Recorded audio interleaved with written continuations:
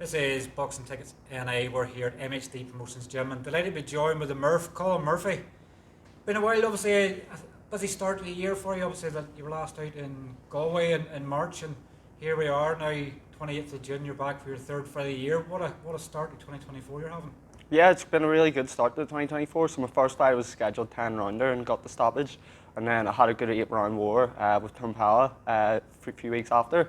So now I'm getting ready for a 10 rounder Commonwealth Silver fight and biggest fight of my career. But to be fair, I think Mark was saying about 30% of my fights have been either title eliminators or 50-50 fights. So I'm more than ready for it. Like, I've had a real good tough fight for my third pro fight. Some people don't really have tough fights till they're maybe 8-0. So yeah, I'm ready to go. This is what I've been building up for, and I'm going to go in, get the win. Obviously, your third fight, obviously under Dan Boyle here as well. Obviously, seems to be that, I guess sometimes when you've been used to one trainer and going somewhere else, you can sort of get stuck in a process. But obviously, you've hit the ground running. Obviously under Dan here as well. And how's obviously that link up been with you here at MHD Promotions Gym? Yeah, it's been very good. The thing after my first fight we were straight in because we knew we'd have another tough test. We didn't overlook our opponent at all, and that was ready for the tough fight that came and went.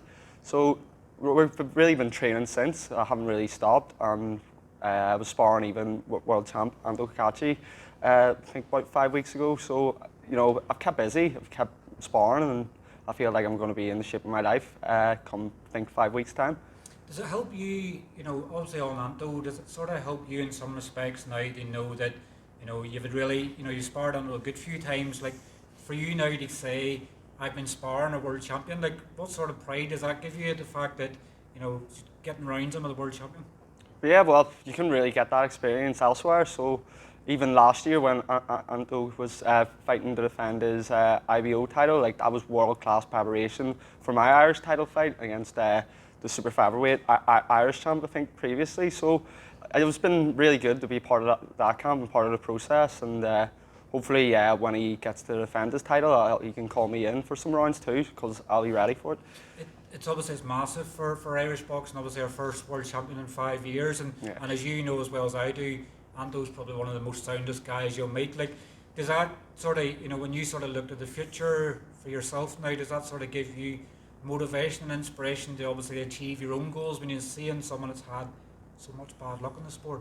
Yeah, he can still get to where he wants to go to. Speaking of bad luck, like that's what I mean. Anto's a bit older than me. I think he's 35, isn't he? Yeah, so like there you go. There's the resilience he's shown already. Like, people counting him out for his fight against Joe Cordina. I definitely didn't see after sparring him. I was like, geez, this guy's going to maybe take it to him and get the win. And look at the performance he did. He took it all and showed real big heart to get that win. Like, and some people would miss that and doubt themselves and not take their opportunities. But Anto did, and now look at him, he's probably still having to pinch himself a wee bit to be like, I would be like, even for my Irish title, I walk down the streets and have to pinch myself sometimes to be like, how did I win that, even at amateur level? So there you go, I'm buzzing for Anto. No one deserves it more, to be honest. I know he's been having problems going out there and put stuff in the bin, and people obviously are still getting him as well. Like, this celebrity sort of status has come now where he could have went to the shop and nobody annoyed him, whereas now where he's out the ABF belt, people's going, here, can I have your autograph? When he's trying to put milk cartons into the bin, I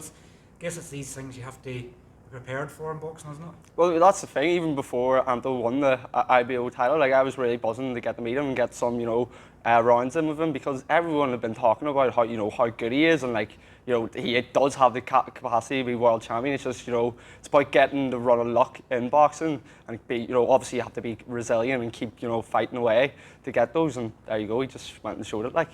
I guess the great thing is obviously Queensberry are back, 28th of June.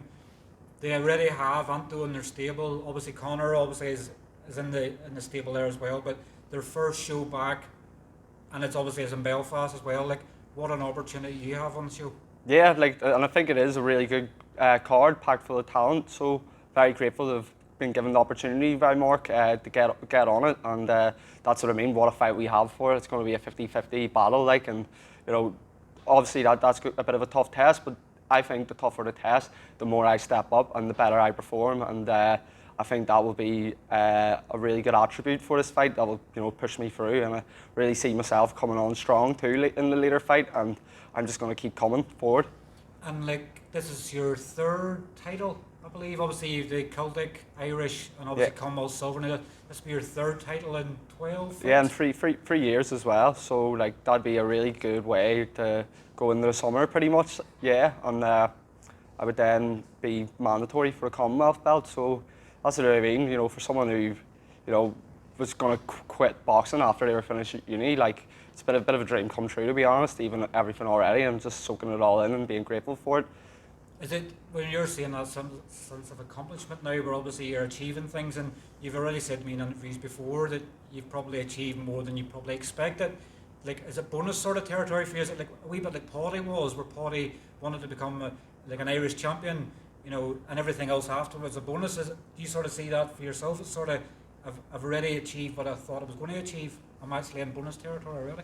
Well, yeah, I do feel pretty fulfilled, but one of the things is I'm only 24 and I know I've got plenty left in the tank, so ideally I still want to now just keep challenging myself, put myself into tough fights and seeing what that can make of me, because that's what I should be doing. You know, in 10 years time, you know, your body might be broken down and might not be able to do it, so while I'm still young, let's go get the challenges and see how far I can go. And tell you what, I won't be the person at the bar telling you in later life saying like what they could have done and all this, because end of the day, I'll know that I've given it a good go and given it my 100%, and that's all I can ask for myself. It's all my family asks for myself, and I'm proud to really go for it like that. I guess you're realistic, obviously, in a way. You know, you're not sort of, you haven't come out straight away in interviews and you're saying I'm going to be a world champion. You've broke it down into bite-sized chunks and went, let's see what we do in a year, let's see what we do in a year, let's see what we do in a year. So you're not getting ahead of yourself. So where obviously you're saying that you sort of achieve what you wanted to, doesn't stop you being hungry. Yeah, you know? Sometimes people say too much self-belief, you know, makes you weak. Like, definitely do give yourself credit and bet on yourself. But that's what I mean. If boxing's a cruel and tough sport, it really eats you up. So you need to be hitting the benchmarks really before you really set higher goals. Some people probably, you know, get beat at a stage where they think it's too low for them, and then their heads are wrecked pretty much from it and can't get over it because maybe their egos were too big. So there you go. I'm just going to go in, test myself with each fight and see what, you know, character that brings out of me. What do you know obviously of your opponent, Jack Turner? It's not the Jack Turner from Liverpool. It's 6-0 with 6 first-round stoppages. Obviously your opponent's 6-1 from Scotland. What do you know of your opponent? Or I guess you leaving that probably more so to Dan to work out. Yeah, well, me and Dan are going to be studying tapes, obviously. But the thing is, the guy's obviously good. He was a boxer for Scotland, a bit older than me too, I think, by a good few years.